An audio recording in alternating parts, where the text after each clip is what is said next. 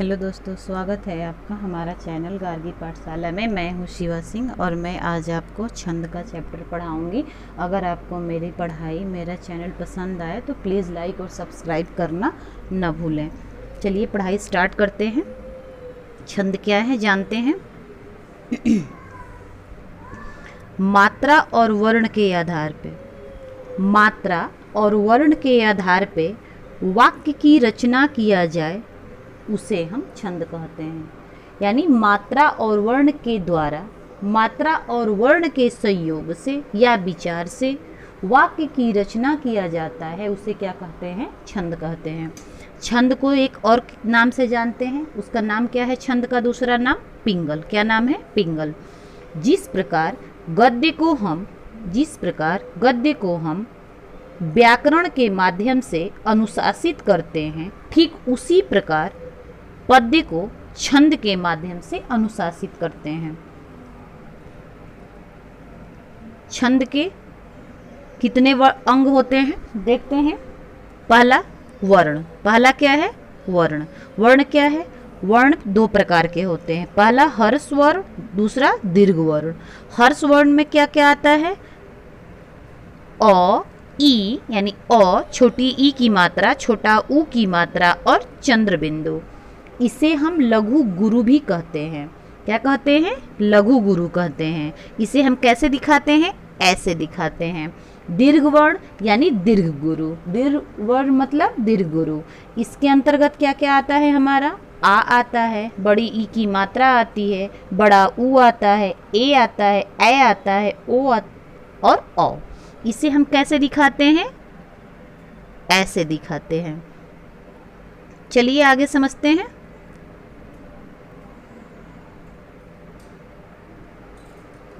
मात्रा। दूसरा क्या है? मात्रा। दूसरा क्या है? मात्रा। मात्रा क्या है? मात्रा दो होती है, लघु मात्रा और दीर्घ मात्रा। लघु मात्रा को हम कैसे दिखाते हैं? अभी आपको हमने बताया ऐसे। और दीर्घ मात्रा को कैसे दिखाते हैं? ऐसे। यति क्या है? यति जानते हैं। छंद में यति क्या होता है? प्रत्येक छंद के अंत में रुकना या ठहरना, उसे हम क्या कहते हैं? यति कहते हैं। उसे हम क्या कहते हैं? यति कहते हैं। प्रत्येक छंद के अंत में रुक जाना या ठहर जाना, वो किसके अंतर्गत आता है? यति के अंतर्गत आता है। अब हमारा है गति। गति क्या है? तो कविता पढ़ते समय जो कर्ण मधुर प्रवाह हो, ऐसा मधुर प्रवाह, ऐसी आवाज़ जो हमारे कान को मधुर ध्वनि से सुशोभित करे, मधुर ध्वनि से आनंदित करे, उसे हम क्या कहते हैं? गति कहते हैं। उसे क्या कहते हैं? गति कहते हैं।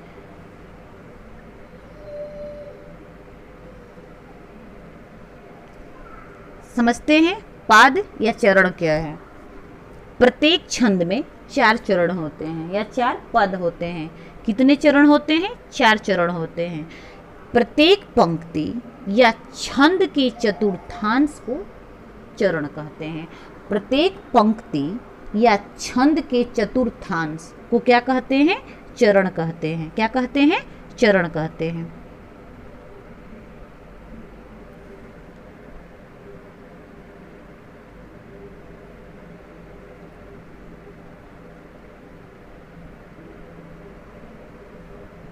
आइए समझते हैं तुक क्या है। चरण के अंत में आने वाले समान वर्णों को हम तुक कहते हैं। क्या कहते हैं? तुक कहते हैं। चरण के अंत में आने वाले समान वर्णों को हम तुक कहते हैं। वो समान वर्ण क्या होता है? जैसे मान लीजिए पहला लाइन हम यानी पहला चरण पढ़े, पहला चरण के अंत में आया तासु। दूसरा चरण पढ़े, दूसरे चरण में क्या आता है? जासु। तो देखिए तासु जासु दोनों एक जैसा है ना, शु, ताशु जाशु। फिर मान लीजिए कि हम पहला चरण पढ़े, उसमें क्या आ गया? ताके। दूसरा चरण में क्या आया? जाके। तो ये है तुक। क्या होता है? इसे हम किस नाम से जानते हैं? तुक के नाम से जानते हैं। अब छंदों के प्रकार को समझते हैं। छंद के कितने प्रकार होते हैं? छंद के 2 प्रकार होते हैं। छंद के कितने प्रकार होते हैं? 2 प्रकार होते हैं। पहला क्या है? मात्रिक छंद। दूसरा क्या है? वर्णिक छंद। दूसरा क्या है? वर्णिक छंद। मात्रिक छंद में क्या होता है? जिन छंदों के पहचान करते समय, मात्रिक छंद क्या होता है? जिन छंदों को पहचान करते समय हम केवल मात्राओं को आधार मानते हैं उसे क्या कहते हैं? मात्रिक छंद। यानी जिस छंद का पहचान केवल मात्रा के आधार पे किया जाए, मात्राओं के आधार पे किया जाए, उसे हम मात्रिक छंद कहते हैं। मात्रिक छंद में वर्णों का क्रम जरूरी नहीं होता है। मात्रिक छंद में याद रखिएगा स्टूडेंट्स, वर्णों का क्रम जरूरी नहीं होता है। इसके अंतर्गत क्या क्या आता है? दोहा आता है, चौपाई आता है, सोरठा आता है। अब हम समझते हैं कि दोहा क्या है, दोहा को कैसे पहचानेंगे कि ये दोहा है। आइए समझते हैं। अभी हमने क्या पढ़ा कि 4 चरण होते हैं, यानी दोहा में भी 4 चरण होते हैं। पहला और तीसरा चरण, पहला और तीसरा चरण में 13 मात्राएं होती हैं और दूसरा और चौथा चरण में 11 मात्राएं होती हैं। पहला और तीसरा में 13 मात्राएं और दूसरा और चौथा में 11 मात्राएं होती हैं। तो हम क्या समझते हैं कि अगर हम गिनती करेंगे और पहला और तीसरा में 13 मात्रा आ गया, दूसरा और चौथा में 11 मात्रा आ गया, इसका मतलब कि वह दोहा है। तो आइए समझते हैं उदाहरण के द्वारा। देखिए, मेरी भव बाधा हरो, राधा नागरी सोय, जातन की झाई परे, श्याम हरित दुति होय। तो मेरी एक ही मात्रा है, यानी दीर्घ गुरु है, तो दीर्घ गुरु को हम ऐसे दिखाएंगे। तो ये हो गया, इसे हम 2 गिनती करते समय इसे हम क्या गिनती करते हैं? 2 मात्रा गिनती करते हैं। तो ये दीर्घ गुरु हो गया, यानी बड़ी ई की मात्रा है, तो ये भी दीर्घ गुरु यानी दीर्घ गुरु। भव अ है एक, ऐसे कर करके हमने काउंटिंग किया। तो अब देखिए, अब हम इसको गिनती करते हैं और देखते हैं कि क्या हमारी मात्राएं सही हैं। देखिए, इसको हम क्या करते हैं? 2 गिनते हैं, और इसको क्या गिनते हैं? लघु गुरु को 1 गिनते हैं। तो चलिए देखिए, 2, 2, 4, 5, 6, 7, 8, 9, 10, 11, 12, 13। ये हमारा हो गया पहला चरण। तो पहला चरण में हमने क्या पाया? कितनी मात्राएं हैं? पहला चरण में हमने यही देखा कि 13 मात्राएं हैं। पहला चरण में हम क्या देखें कि 13 मात्राएं हैं। अब दूसरा चरण को गिनते हैं। 2, 2, 4, 2, 6, 7, 8, 9, 10, 11। दूसरा चरण में हम क्या पाए हैं? 11 मात्राएं। तीसरा देखते हैं चरण। 2, 3, 4, 5, 6, 7, 8, 9, 10, 11, 12, 13। ये हो गया आपका तीसरा चरण। तीसरा चरण में हमने क्या पाया? 13 मात्रा। अब चौथा चरण की तरफ जाते हैं। 2, 3, 4, 5, 6, 7, 8, 9, 10, 11। कितनी मात्रा है? 11 मात्रा है। तो अब हम क्या देख रहे हैं कि पहला चरण और तीसरा चरण में कितनी कितनी मात्राएं हैं? 13 मात्रा, जो हमारा पहला शर्त को पूरा कर लिया। अब दूसरा और चौथा चरण की तरफ आते हैं। तो दूसरा चरण और चौथा चरण में कितनी कितनी मात्राएं हैं? 11 मात्राएं। तो ये हमारा दूसरा शर्त को पूरा कर दिया। तो अब हम क्या देखते हैं? खुद हम देख लेते हैं। ये तो दोहा की शर्त को पूरा कर रहा है, इसलिए इस पंक्ति में हम दोहा को पाते हैं। यह पंक्ति किसका उदाहरण है? दोहा का उदाहरण है। अब हम चलते हैं सोरठा को। सोरठा को देखते हैं। सोरठा क्या है समझते हैं। सोरठा जो है दोहा का ठीक उल्टा होता है। इसकी परिभाषा याद करने की ज़रूरत नहीं है, दोहा आप याद कर लीजिए। दोहा का क्या फार्मूला है, दोहा पे सोरठा को आप एक्सप्लेन कर सकते हैं। सोरठा क्या होता है? दोहा का ठीक उल्टा होता है। दोहा का नियम क्या है? पहला और तीसरा में 13 और दूसरा और चौथा में 11। तो इसका उल्टा। अब यहाँ पे पहला और तीसरा में 11 और दूसरा और चौथा में 13 मात्रा होती है। देखिए, दोहा का बिल्कुल उल्टा है। जबकि दोहा में क्या है? पहला और तीसरा में 13 और दूसरा चौथा में 11। अब इसका उदाहरण समझते हैं। सुनी केवट के बैन, प्रेम लपेटे अटपटे। सुनी, ये छोटाऊ की मात्रा है, मतलब लघु गुरु। छोटी ई की मात्रा है लघु गुरु।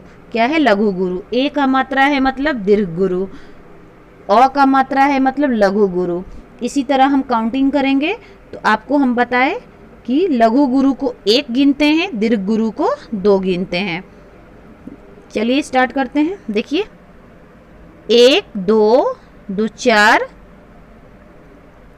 1 2 2 4 2 6 2 8 8 2 10 1 11। कितनी मात्रा हो गई? 11 मात्रा हो गई। कितनी मात्रा हो गई? 11 मात्रा हो गई पहला चरण में। दूसरा चरण में क्या है? गिनिए 2 3 4 2 6 2 8 9 10 11 12 13। दूसरा चरण में कितनी मात्रा हो गई? 13। जो हमारा देखिए ये पहला चरण में आ गया कितना? 11 और दूसरा चरण में 13। तो ये शर्त को देखिए, ये जो फार्मूला है इसको हम देखते हैं। क्या है फार्मूला सोरठा का? कि पहला और तीसरा में 11 11। तो पहला चरण में कितना आ गया? 11। अब दूसरा चरण में क्या दे रहा है? कि 13 होना चाहिए। तो देखिए दूसरा चरण में 13 मात्रा आ चुकी है, जो हमारा सोरठा के फार्मूले पे फिट बैठती है। अतः यह हमारा सोरठा का उदाहरण है। इस पंक्ति में हम सोरठा को पाते हैं।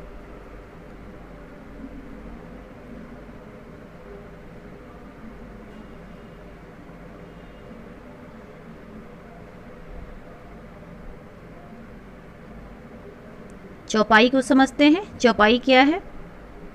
चौपाई को समझते हैं। देखिए चौपाई में 4 चरण होते हैं। चौपाई में क्या होती है? 4 चरण होते हैं और चारों चरण में बराबर बराबर मात्राएं होती हैं, यानी समान वर्ण वाले, समान मात्रा वाले होते हैं। जैसे देखिए 4 चरण, पहले चरण में 16, दूसरे में 16, तीसरे में 16, चौथे में 16।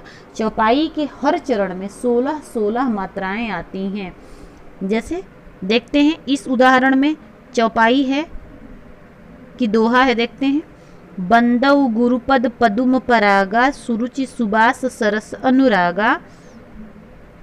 देखिए अमीय मुरियम चूरन चारु समन सकल भव रुज परिवारु।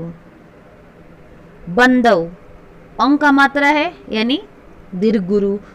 द में अ है लघु गुरु, छोटाऊ है लघु गुरु।